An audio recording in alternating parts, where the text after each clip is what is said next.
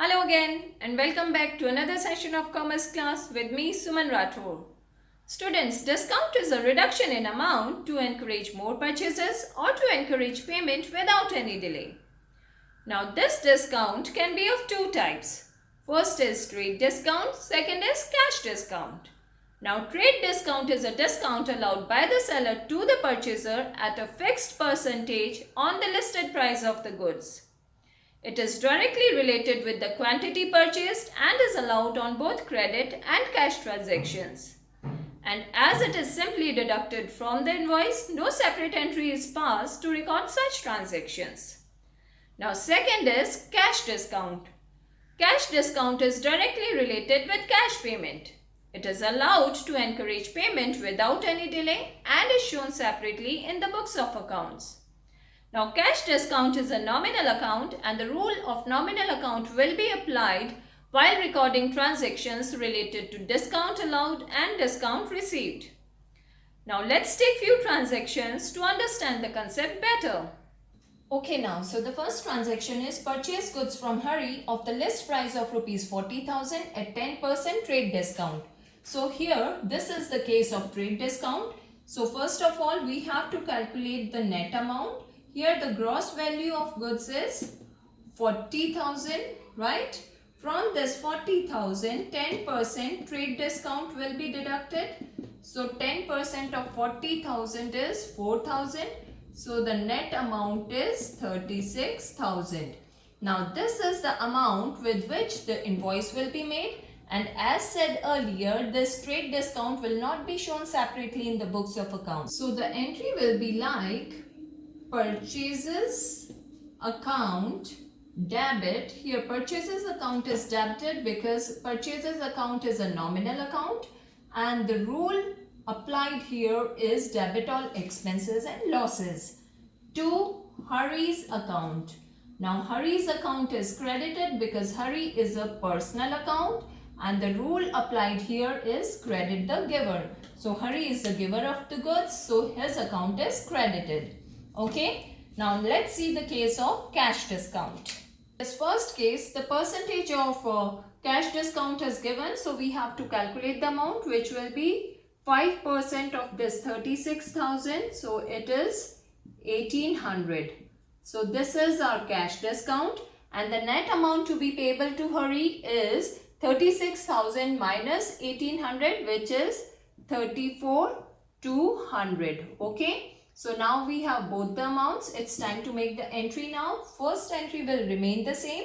Second entry, when the amount will be paid to Hari, at that time Hari's account will be debited because Hari is a personal account and the rule applied here is debit the receiver. So his account will be debited with rupees 36,000 which was due to him.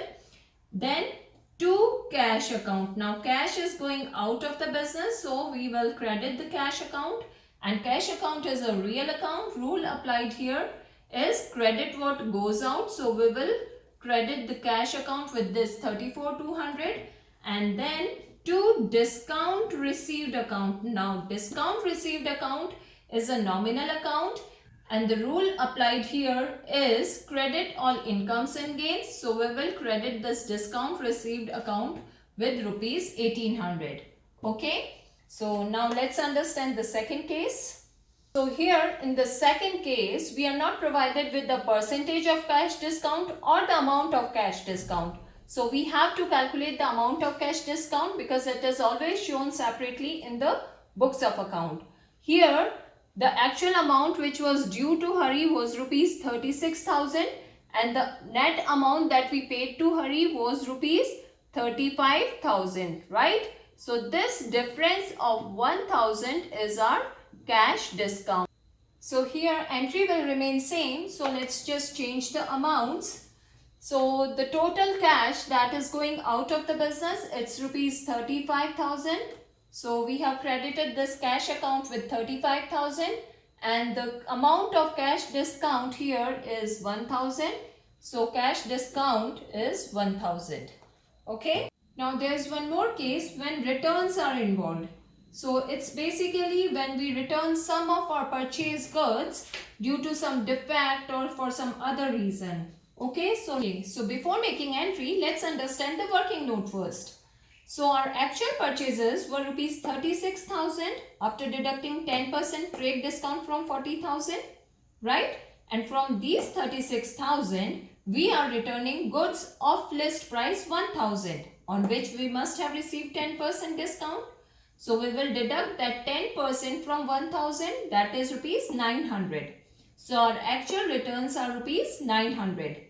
So 36,000 minus 900. So the total amount due to Hari was rupees 35,100. But we are actually paying him 34,000 in full settlement of his account. Okay.